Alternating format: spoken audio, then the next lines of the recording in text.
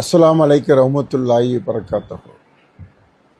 தமிழ்நாடு முஸ்லிம் முன்னேற்றக் கழகம் மனிதநேய மக்கள் கட்சி சார்பாக வருகிற செவ்வாய்க்கிழமை அனைத்து மாவட்ட தலைநகரங்களில் மதுரையில் இடஒதுக்கீடு 3.5% உள்ள இடஒதுக்கீட்டில் முஸ்லீம் அல்லாதவர்கள் இஸ்லாத்தை தழுவினால் பின்பற்றலாம் என்ற ஒரு ஆணையை கடந்த கால ஆட்சியில் திராவிட முன்னேற்றக் கழகத்தினுடைய ஆட்சியில் அமல்படுத்தப்பட்டது.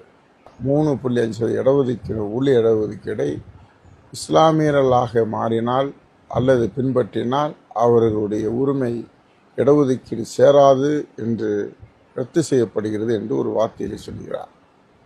தந்தை பெரியார் சொல்வார், நீங்கள் காலமெல்லாம் போராடுவீர்கள், போராட்டத்தினுடைய அதை வெற்றி அடையும் போது நீதிமன்றம் மூலியமாக ஆட்சிக்கட்டிலே அமரக்கூடியவர்கள் அதை ரத்து செய்வார்கள் என்று அவர் சொன்னார். அதுதான் இன்றைக்கு நடந்திருக்கிறது. தந்தை பெரியாருடைய கருத்து இன்றைக்கு உண்மையாக இருந்து கொண்டிருக்கின்றது. திராவிட முன்னேற்றக் கழகம் இதை கொடுப்பதற்கு காரணமாக தொடர்ச்சியாக தமிழ்நாடு முஸ்லிம் முன்னேற்றக் கழகத்தினுடைய தலைவர், மனிதநேய மக்கள் கட்சியினுடைய தலைவர் பேராசிரியர் அவர்கள் சட்டமன்றத்தில் இந்த கோரிக்கையை முழுமையாக எடுத்துரைத்தன் காரணமாகத்தான் கடந்த ஆட்சியில் தளபதி மு.க. ஸ்டாலினுடைய ஆட்சியில் இந்த உரிமை வழங்கப்பட்டது. இது நீதிமன்றம் மூலியமாக இன்றைக்கு பறிக்கப்பட்டிருக்கிறது.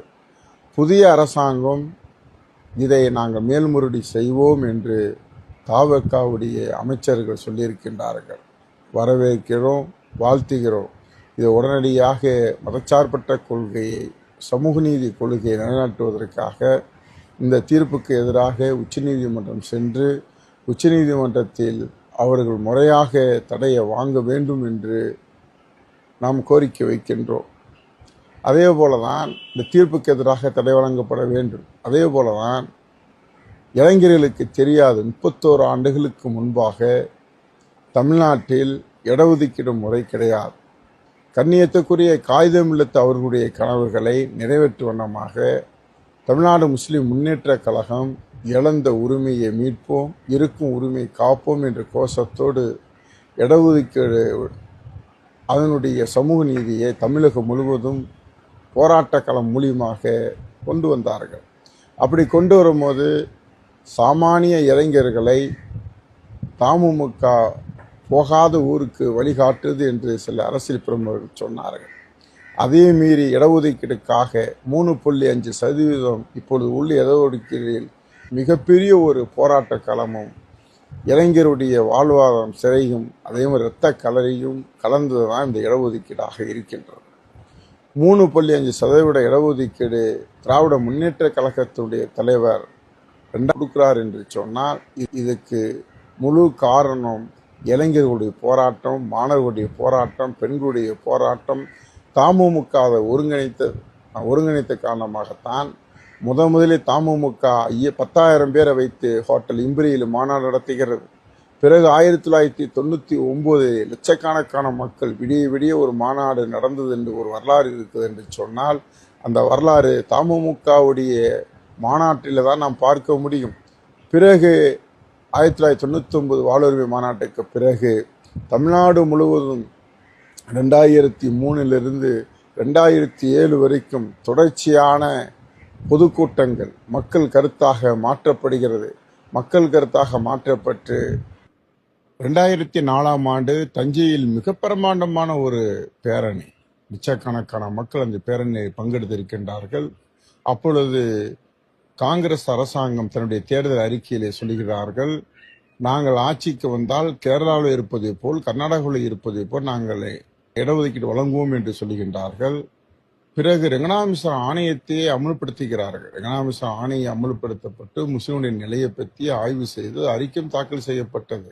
அதற்கு காரணம் தஞ்சை பேரணி, திருநெல்வேலி மாவட்ட மாநாடு, ராமநாதபுரம் மாவட்ட மாநாடு ராமநாதபுரத்தில், சிவகங்கை மாவட்ட மாநாடு இளையாங்குடியில், மயிலாடுதுறை மாவட்ட மாநாடு மயிலாடுதுறையில், சென்னை மாவட்ட மாநாடு சென்னையிலும், காஞ்சி மாவட்ட மாநாடு தாம்பரத்தில் மிக பிரமாண்டமான ஒரு மாநாடை நாம் நடத்தி காட்டினோம்.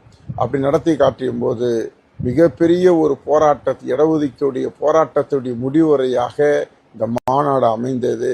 இராணுவ அணிவகுப்பு, கவன ஈர்ப்பு அணிவகுப்பாக நடத்தப்பட்டு அரசுக்கு கோரிக்கை வைக்கிறது.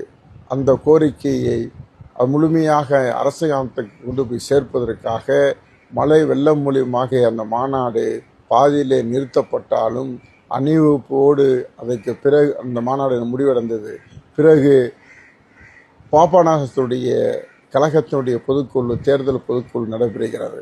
அந்த பொதுக்குழு தீர்மானத்தில் முஸ்லிம்களுக்கு தனி இடஒதுக்கீடு வழங்கப்பட வேண்டும் என்று அந்த தீர்மானம் நிறைவேற்றப்பட்டவுடன் காஞ்சி மாவட்டம், அப்பொழுது காஞ்சி மாவட்டமாக இருந்த பல்லாவரத்தில் மிக பிரமாண்டமான ஒரு பொதுக்கூட்டமா மாநாடா என்று கேள்விக்கு ஒன்றமாக பிரமாண்டமான ஒரு பொதுக்கூட்டத்தை கட்சியினுடைய கழகத்தினுடைய தலைவர் பேராசிரியர் அவர்கள் பங்கெடுத்து உரையாற்றுகிறார். அப்பொழுது மாநாட்டு உரையை அவர் முழுமையாக வாசிக்கிறார். எங்களுக்கு இடஒதுக்கீடு வழங்கப்பட வேண்டும், இடஒதுக்கீடு வழங்கப்படவில்லை என்று சொன்னால் தமிழ்நாட்டில் மிக மோசமான ஒரு விளைவுகளை ஏற்படுத்தும். அது கேபிள் டிவி இயங்காது, ரயில்கள் ஓடாது, பஸ்ஸுகள் ஓடாது என்று பிரகடனப்படுத்துகிறார். பிரகடனப்படுத்தினதுக்கு பிறகுதான் திராவிட முன்னேற்ற கழகத்தில் அன்றைய ஆட்சியாளர்கள் முத்தமிழறிஞர் டாக்டர் கலைஞர் அவர்கள் என்னதான் உங்களுக்கு கோரிக்கை வேணும், இந்த இடஒதுக்கீடு நீதிமன்றத்திலே இருக்கும்போது சொல்லும்போது அப்பொழுது இருந்த திராவிட முன்னேற்ற கழகத்துக்கு அறிவுரை சொன்னவர்கள் அரசு அதிகாரிகள் முஸ்லிம்களுக்கு உள் இடஒதுக்கீடு தாராளமாக வழங்கலாம் என்று சொல்லுகிறார்கள். பிறகுதான் 3.5% இடஒதுக்கீடை தமிழ்நாட்டுடைய முதலமைச்சர் அவர்கள் அறிவிக்கின்றார்கள். அவர்களுக்கு நன்றி அறிவிப்பு மாநாடும் நேரு உள் விளையாட்டு அரங்கிலே தமுமுக செய்கிறது. மாநாடுக்காக, இந்த இடஒதுக்கீட்டுக்காக மாநாடுகள், பொதுக்கூட்டங்கள், நூற்றுக்கணக்கான பொதுக்குழு செயற்குழுகளெல்லாம் நடத்தி பல ஆண்டுகள் சிறைக்கு பிறகுதான், பல பேர் மரணத்துக்கு பிறகுதான் இந்த இடஒதுக்கீட்டு பெற்று தந்திருக்கின்றோம். இந்த இடஒதுக்கீடை பாதுகாப்பது இளைய தலைமுறையினுடைய பொறுப்பாக இருக்கிறது, மாணவர்களுடைய பொறுப்பாக இருக்கிறது, மாணவிகளுடைய பொறுப்பாக இருக்கிறது. நாம் சமூகத்தினுடைய இந்த இடஒதுக்கீடை, போராடி பெற்ற இந்த இடஒதுக்கீடை நீதிமன்றம் மூலியமாக தடை செய்வதை ஒருபோதும் ஏற்றுக்கொள்ள முடியாது. அணியாய் திரண்டு வாருங்கள்.